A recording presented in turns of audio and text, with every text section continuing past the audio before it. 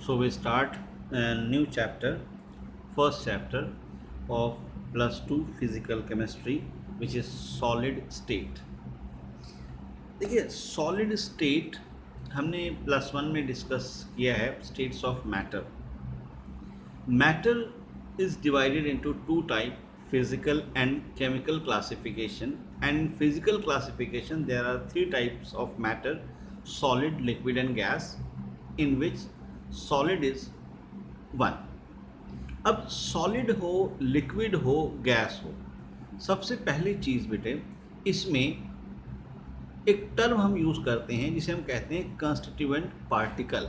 Means चाहे वो solid हो, चाहे वो लिक्विड हो, चाहे वो गैस हो, ये किसी न किसी चीज़ के तो बने होते हैं. ठीक है, चाहे वो सॉलिड हो, लिक्विड हो या फिर गैस हो, इनमें कोई ना कोई चीज़ है जिससे, जैसे क्या होता है, क्यूरियोसिटी होती है जानने की ये चीज़ किसकी बनी हुई है. ठीक है बेटे, इसके अंदर क्या चीज़ है. तो जैसा मैं कह रहा हूँ कि जो कंस्टिट्यूएंट पार्टिकल्स होते हैं, हर चीज़ का अपना एक कंस्टिट्यूएंट पार्टिकल्स होता है, ऐसे ही मैटर के भी होते हैं. तो all matters are made up of only three constituent particles. One is ion, second is molecules and third is atom. ठीक है बेटा, आप किसी में भी देख लो आपको यही तीन चीज़ें मिलेंगी, या तो आयंस होंगे या मॉलिक्यूल्स होंगे या एटम्स होंगे. इन्हें कहते हैं कंस्टिट्यूएंट पार्टिकल. अब ये एग्जांपल लेते हैं. जैसे आयंस की हम बात करें तो आयंस में जैसे आपका NaCl है, NaCl में Na positive ion and Cl negative ion, ये कंस्टिट्यूएंट पार्टिकल्स हैं, मींस आयंस प्रेजेंट है. आप मॉलिक्यूल्स की बात करें तो मॉलिक्यूल में जैसे आपका शुगर है, ग्लूकोज है. ये शुगर का फॉर्मूला क्या होता है, C12H22O11. इसके कई सारे मॉलिक्यूल आपस में अटैच होते हैं. ग्लूकोज है, बहुत सारे मॉलिक्यूलर सॉलिड होते हैं. एंड देन एटम की बात करें तो जितने भी आपके ये होते हैं, जैसे आयरन है, कॉपर है, सिल्वर है, गोल्ड है, इन सब में कंस्टिट्यूएंट पार्टिकल्स क्या है, इसके अंदर एटम होगा. ठीक है बेटे, तो हमारा मतलब यहाँ पर ये कि ये तीन टाइप के कंस्टिट्यूएंट पार्टिकल्स होते हैं जो सभी मैटर में प्रेजेंट होते हैं. अब ये जो कंस्टिट्यूएंट पार्टिकल्स हैं, ये जब किसी मैटर में आते हैं तो उन मैटर में इनको आपस में अटैच करने के लिए फोर्स यूज़ होती है. अब फोर्स जो इसके अंदर प्रेजेंट होती है, वो फोर्स किसी में स्ट्रांग है, किसी में वीक है. जैसे इन केस ऑफ सॉलिड बहुत स्ट्रांग होती है, इन केस ऑफ गैस सबसे वीक होती है. इसीलिए इनका इस तरह का नेचर होता है. अलग अलग तरह का, सॉलिड का अलग होता है, लिक्विड का अलग होता है, गैस का अलग होता है. ठीक है बेटे, तो अब ये जो फोर्सेस हैं इसके अकॉर्डिंगली तीन टाइप हैं, सॉलिड, लिक्विड और गैस, और हमने डिस्कस करना है यहाँ पर सॉलिड. ठीक है बच्चों, तो सॉलिड क्या होते हैं. अब अगर प्रॉपर्टीज़ की बात करें तो हम कहते हैं सॉलिड वो होते हैं जिनका डेफिनेट शेप होता है, डेफिनेट वॉल्यूम होता है. सॉलिड वो होते हैं जो रिजिड होते हैं, हार्ड होते हैं. सॉलिड वो होते हैं जिनका high melting point, boiling point होता है. तो ये तो की बात सॉलिड होता कैसा है. ठीक है बेटे, क्लियर हुई बात. अब सॉलिड जो है इसको दो पार्ट में डिवाइड किया गया है. दो तरह के सॉलिड जो है.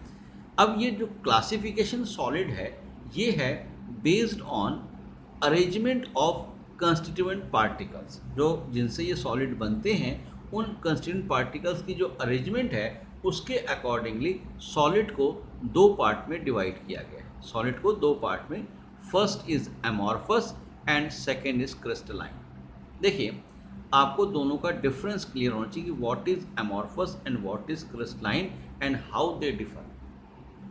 Amorphous and crystalline. Amorphous solid are those solid in which constituent particles are not regularly arranged throughout the crystal. Means amorphous वो होंगे जिसमें constituent particles की arrangement throughout the crystal same नहीं, मतलब एक जैसी arrangement नहीं होगी. जबकि क्रिस्टलाइन सॉलिड क्या है, ये वो होते हैं जिनमें कंस्टिट्यूएंट पार्टिकल्स की जो अरेंजमेंट है वो पूरे क्रिस्टल में एक जैसी होती है. उसे कहते हैं क्रिस्टलाइन सॉलिड कहते हैं.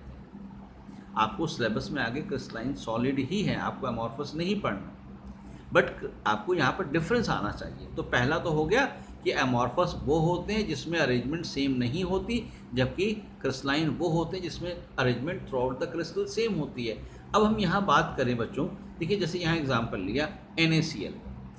NaCl की जो स्टडी है इसे एक रॉक सॉल्ट स्ट्रक्चर कहते हैं। स्टडी में ये पाया गया कि NaCl में each Na positive ion is surrounded by 6 Cl negative ion and each Cl negative ion is surrounded by 6 Na positive ion. कैसे? जैसे यहाँ देखिए Na पॉजिटिव आयन है 1 Cl, 2 Cl, 3 Cl, 4 Cl, 1 is above and 1 is below. 6 Cl ने surround किया होता है each Na को। ऐसे ही हर Cl को 1 2 3 4 1 above and 1 below 6 Na positive में अरेंज किया है। इस तरह की arrangement through out the crystal होती है, इसलिए इसको हम क्या कहते हैं? इसको कहते हैं क्रिस्टलाइन सॉलिड कहते हैं। तो पहला पॉइंट क्लियर हुआ होगा कि अमॉर्फस सॉलिड वो सॉलिड जिसमें arrangement through out the crystal same नहीं है, जबकि क्रिस्टलाइन सॉलिड वो सॉलिड जिसमें through out the crystal same arrangement होती है कंस्टिट्यूएंट पार्टिकल्स की। ठीक है बच्चों। अब उसके बाद सेकेंड पॉइंट पर आएँ तो सेकेंड पॉइंट जो है वो ये है, देखिए क्योंकि अमॉर्फस में through out solid same arrangement नहीं होती, इसलिए अमॉर्फस को हम कहते हैं शॉर्ट रेंज ऑर्डर सॉलिड कहते हैं। क्या कहते हैं? Short range order solid. जबकि आप अगर बात करें क्रिस्टलाइन की, क्रिस्टलाइन में through out the crystal same arrangement है, इसलिए इसको हम कहते हैं लॉन्ग रेंज ऑर्डर सॉलिड। तो एक ये पॉइंट ऑफ डिफरेंस हो गया, amorphous short range order, crystalline long range order. ठीक है, उनकी अरेंजमेंट के हिसाब से। देन नेक्स्ट पॉइंट इज, अगर हम अमॉर्फस सॉलिड को नाइफ से कट करें तो हमें रेगुलर फेस नहीं मिलता, जबकि क्रिस्टलाइन में एक रेगुलर प्लेन सरफेस मिलेगा। जैसे मैं एग्जांपल देता हूँ बच्चों को, हालांकि ये सॉलिड की बात नहीं है लेकिन समझने के लिए आसान है कि मान लीजिए पनीर आप लाते हैं, पनीर को अगर आप कट करें नाइफ से तो पनीर का एक रेगुलर फेस आपको मिलता है। उस तरह का अमॉर्फस में नहीं होता, क्रिस्टलाइन में होता है। अमॉर्फस में जैसे आप रबर का कट करें तो रबर का उबड़ खाबड़ सरफेस होगा, वैसा आएगा अमॉर्फस में। ठीक है बेटे, तो रेगुलर या प्लेन सरफेस नहीं होता in case of amorphous solid, जबकि क्रिस्टलाइन में रेगुलर फेस होता है। ये हो गया आपका third point. Fourth point, amorphous solid जो हैं इनका मेल्टिंग पॉइंट शार्प नहीं होता, जबकि क्रिस्टलाइन का मेल्टिंग पॉइंट शार्प होता है। अब ये शार्प मेल्टिंग पॉइंट का मतलब क्या है? इस शार्प का मतलब बेटा कि क्रिस्टलाइन सॉलिड जो होते हैं इनका एक फिक्स मेल्टिंग पॉइंट है। जैसे आप NaCl लें, NaCl का एक फिक्स्ड आप कह सकते हैं this point is the melting point of NaCl, या किसी भी सॉलिड का जो क्रिस्टलाइन है उसका फिक्स मेल्टिंग पॉइंट है कि उस टेम्परेचर पर जाकर मेल्ट हो जाएगा।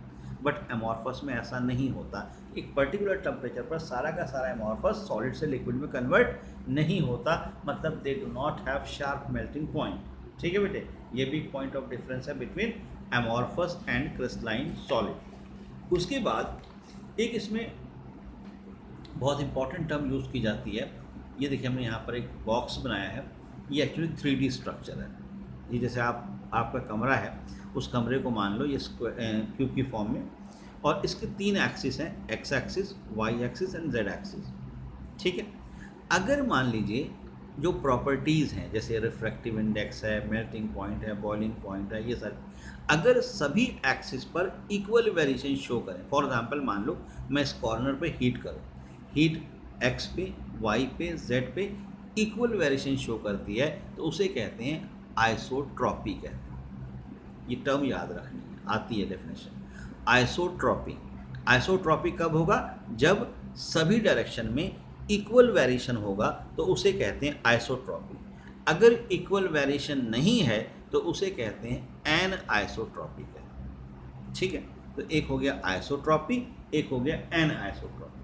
अब अगर हम बात करें क्रिस्टलाइन और अमॉर्फस की, तो जो अमॉर्फस हैं वो आइसोट्रॉपिक होते हैं, उसमें वेरिएशन सेम होता है in all the direction. But crystalline जो है ये एन आइसोट्रॉपिक होते हैं। यहाँ पर चक्कर ये है कि मतलब सोच के लगता है क्रिस्टलाइन आइसोट्रॉपिक होने चाहिए थे, क्यों? क्योंकि क्रिस्टलाइन में अरेंजमेंट सेम है, बट ऐसा नहीं होता। क्रिस्टलाइन क्या है? एन आइसोट्रॉपिक है, इसलिए मैं बार बार कह रहा हूँ कि आपको याद हो जाए, क्रिस्टलाइंस क्या है? एन आइसोट्रॉपिक, इसमें इक्वल वेरिएशन नहीं है, जबकि अमॉर्फस क्या है? आइसोट्रॉपिक, जिसमें इक्वल वेरिएशन। अब ऐसा क्यों होता है क्रिस्टलाइन, उसका रीज़न ये है बेटा कि जो क्रिस्टलाइन सॉल्ट है, जैसे यहाँ पे हमने NaCl लिया है, एक कटायन एक अनायन है, ऑब्वियसली कटायन का साइज़ क्या होता है, स्मॉल होता है, अनायन का लार्जर होता है। तो जब प्रॉपर्टी वैरी करेगी, तो जैसे अब मान लें हीट की हम बात करें, भाई Cl नेगेटिव आयन लार्जर है, देर से हीट होगा, Na positive ion smaller size में जल्दी हीट हो जाएगा, तो इसलिए वेरिएशन जो है डायरेक्शन में चेंज रहती है। ठीक है बेटे, ये रीज़न है कि आइसोट्रॉपी और अनआइसोट्रॉपी इस तरह की प्रॉपर्टीज ये शो करते हैं। तो यहाँ तक आगे हम डिफरेंस लेकर उसके बाद दोनों के एग्जांपल कर लेते हैं। एमॉर्फस के एग्जांपल जो है बेटा याद रखिएगा, glass, rubber, plastic and polymer, ये सारे एग्जांपल हैं एमॉर्फस के।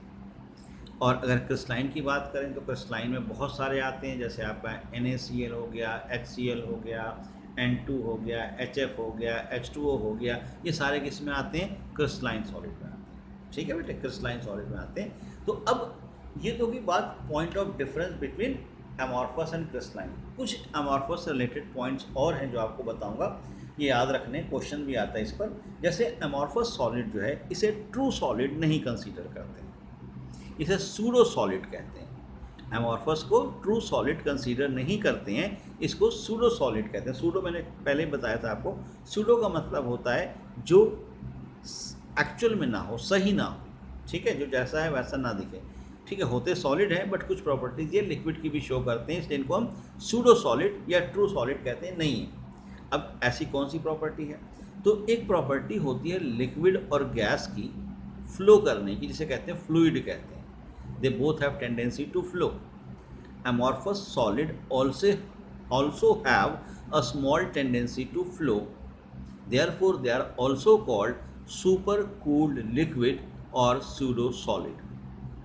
ठीक है बेटे, क्लियर बात। एमॉर्फस में बहुत स्मॉल होती है बट होती है, जबकि क्रिस्टलाइन फ्लो नहीं करते हैं, क्रिस्टलाइन रिजिड होते हैं, अपनी पोजीशन पर फिक्स होते हैं। ठीक है बेटे, तो क्रिस्टलाइन सॉलिड जो है फ्लो नहीं करते, but amorphous have a little tendency to flow and therefore they are called supercooled liquid. अब इससे रिलेटेड क्वेश्चन ये आता है कि जो विंडो पैनल हैं ग्लास के ओल्ड बिल्डिंग में, उनका अपीयरेंस मिल्की हो जाता है आफ्टर लॉन्ग टाइम।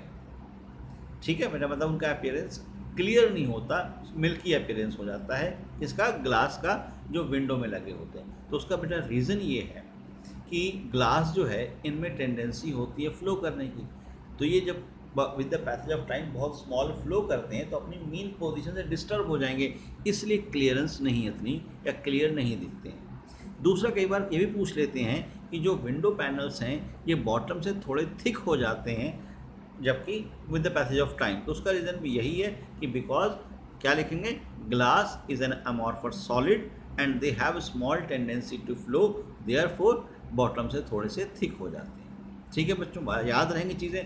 तो ये सारा चीज़ क्या थी, what is amorphous solid, what is crystalline solid and what are their differences. ठीक है बच्चों, आई थिंक आपको क्लियर हो गया होगा कि अमॉर्फस सॉलिड क्या होते हैं, क्रिस्टलाइन सॉलिड क्या होते हैं। ठीक है, अब जैसे क्या होता है, कई बार पेपर में क्वेश्चन ऐसे भी आता है कि आपको कुछ एग्जांपल्स दिए होंगे और कहा जाएगा classify them into amorphous and crystalline. तो बस ये याद रखिएगा, अमॉर्फस सॉलिड जो है glass, rubber, plastic and polymer, ये अमॉर्फस है, बाकी सब क्रिस्टलाइन होता है। ठीक है, अब जैसा मैंने आपसे कहा था कि हमें आगे चैप्टर में स्टडी करना है ओनली क्रिस्टलाइन सॉलिड। ठीक है बच्चों, तो crystalline solid depending upon the type of constituent particle and the force which hold these particles together divided into 4 types. Crystalline solid को 4 पार्ट में डिवाइड किया गया, किसकी बेसिस पर, उसमें कंस्टिट्यूएंट पार्टिकल क्या प्रेजेंट है और उसमें फोर्स कैसी है, इसके अकॉर्डिंगली इसके 4 टाइप्स हैं जो हमने आगे पढ़ने हैं। ठीक है बेटे, और इसमें सबसे पहला है आयोनिक सॉलिड। अब आपको नाम से पता लग गया होगा, आयोनिक सॉलिड। ठीक है, आयोनिक सॉलिड जो है इसमें कंस्टिट्यूएंट पार्टिकल्स क्या होते हैं, आयंस होते हैं, आयंस से बना होता है, पॉजिटिव और नेगेटिव आयंस इसके अंदर कंस्टिट्यूएंट पार्टिकल्स होते हैं, किसमें, आयोनिक सॉलिड। ठीक, पहली चीज़ तो क्लियर हो गई कि constituent particles in ionic solid is ions. Second is obviously ions हैं तो जो फोर्स ऑफ अट्रैक्शन होगी वो फोर्स ऑफ अट्रैक्शन भी क्या होगी, इलेक्ट्रोस्टैटिक फोर्स और आयोनिक बॉन्ड होगा। ठीक है, आयंस आयोनिक बॉन्ड से अटैच होते हैं। तो कंस्टिट्यूएंट पार्टिकल्स को जो अटैच करने वाली फोर्स है वो क्या है यहाँ पर, आयोनिक बॉन्ड और इलेक्ट्रोस्टैटिक बॉन्ड है। ठीक है बच्चों, तो दो चीज़ क्लियर। तीसरा देखिए, क्योंकि आयोनिक बॉन्ड सबसे स्ट्रॉन्गेस्ट बॉन्ड होते हैं, आपने पढ़ा हुआ है, और इसी वजह से जिस भी सॉलिड में आयोनिक बॉन्ड होगा उसका मेल्टिंग पॉइंट हाई होता है, means all ionic solid have high melting point. ठीक है बेटे, तो इनका मेल्टिंग पॉइंट भी हाई होता है। एग्जाम्पल क्या है, एग्जाम्पल है NaCl, कॉपर, सल्फेट, जितने भी तमाम तरह के सॉल्ट आते हैं ये सारे आयोनिक सॉलिड में आते हैं। क्लियर होगी बात, आयोनिक सॉलिड क्या होते हैं। तो पहला पॉइंट था आयोनिक सॉलिड का।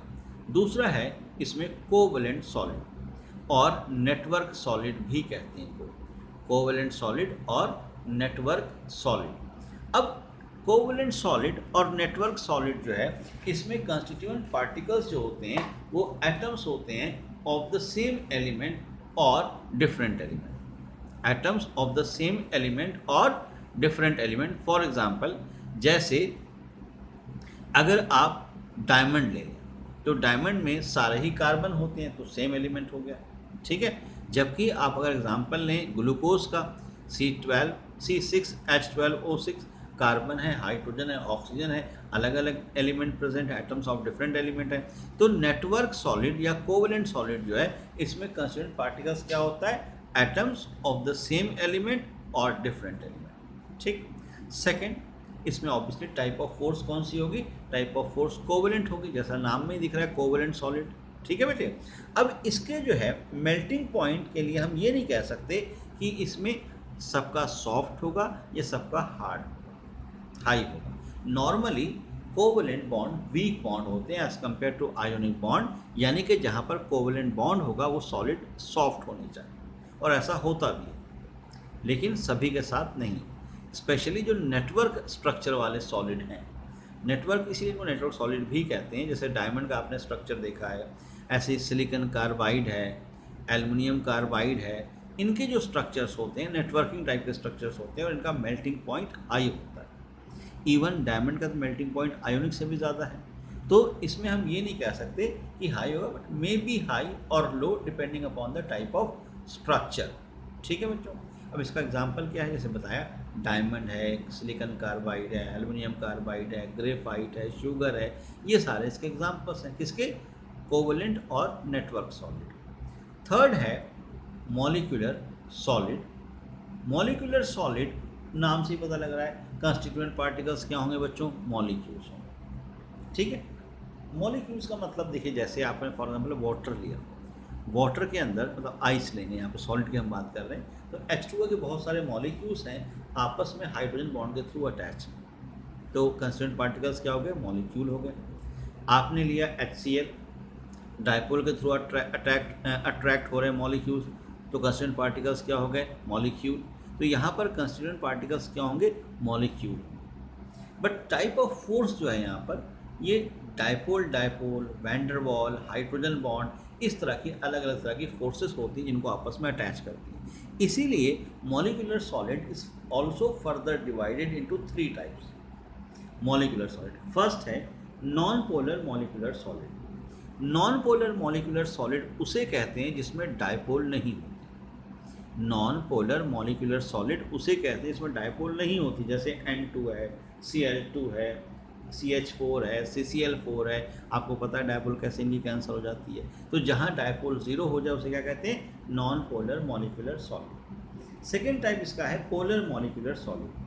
अब पोलर मॉलिक्यूलर सॉलिड किसे कहेंगे, जहाँ पर डायपोल बनती हो, जैसे HCl हो गया, SO2 हो गया, इसमें डायपोल होती है, डायपोल डायपोल इंट्रैक्शन होती है, तो इसे कहते हैं polar molecular solid. And third type is hydrogen bounded molecular solid. Hydrogen bounded molecular solid जैसे आपका हो गया ये वाटर, आइस वाला पार्ट, ठीक है, और बहुत जहाँ HF है, NH3 है, ये सभी जगह पर हाइड्रोजन बॉन्ड बनते हैं, तो इन्हें कहते हैं हाइड्रोजन बाउंडेड मॉलिक्यूलर सॉलिड कहते हैं। ठीक है बेटे, तो जो मॉलिक्यूलर सॉलिड है depending upon the type of force it is divided into 3 type, non polar molecular solid, polar molecular solid, hydrogen bounded molecular solid. ठीक है बच्चों, next is last type of crystalline solid is metallic solid. बेटा metallic solid का नाम है, इसमें bond obviously metallic bond, एक metallic bond +1 में आपने पढ़ा होगा। देखिए क्या होता है, जैसे ये आयरन है Fe, इसने 2 इलेक्ट्रॉन लूज किया, Fe2 पॉजिटिव आयन में कन्वर्ट हो गया विद 2 इलेक्ट्रॉन। तो ये जो पॉजिटिव चार्ज आयन है इसे कहते हैं कर्नल, ये पॉजिटिव चार्ज यहाँ पर है। और जो ये इलेक्ट्रॉन है, फिर इनको डॉट से लिखा हुआ है, इसे कहते हैं इलेक्ट्रॉन सी मॉडल। और इनमें जो अट्रैक्शन होता है between electron and the ion, इसे कहते हैं मेटालिक बॉन्ड कहते हैं। ठीक है, तो मेटालिक सॉलिड जो होते हैं इसमें कंस्टिट्यूएंट पार्टिकल्स क्या आएगा, इसमें आता है मेटल कैटायन, ये positive kernels, and free electron. Metal cation and free electrons are the constituent particle present in metallic bond. अब इसमें मेटालिक सॉलिड में बॉन्ड कौन से होंगे, ऑब्वियसली मेटालिक बॉन्ड होंगे। और मेटल हैं तो ऑब्वियसली इनका melting point, boiling point high होता है। मेटल का melting point, boiling point generally high melting और बॉइलिंग पॉइंट ये शो करते हैं। जैसे आपका आयरन है, कॉपर है, गोल्ड है, सिल्वर है, high melting point, boiling point show होता है। तो ये सारी थी classification, how solid is divided into different type. अब ये जो क्लासिफिकेशन आपने की है इस पर बेस्ड भी क्वेश्चन आता है। जैसे आपको दे सकते हैं कि classify following solid into ionic, covalent, molecular, metallic. ठीक है बेटे, तो आपको क्लासीफाई करने आने चाहिए। आपको डिटेल बता दी कि सॉलिड को क्लासीफाई कैसे किया गया है, अमॉर्फस क्या होते हैं, क्रिस्टलाइन क्या होते हैं, और क्रिस्टलाइन के टाइप हमने आगे चैप्टर में पढ़ना है। सिर्फ क्रिस्टलाइन सॉलिड, आपको अमॉर्फस सॉलिड नहीं है। ठीक है बेटे, इनकी अरेंजमेंट क्या होती है, किस तरह के शेप्स ये गेन करते हैं, वो सारा डिटेल हम डिस्कस करेंगे नेक्स्ट लेक्चर में।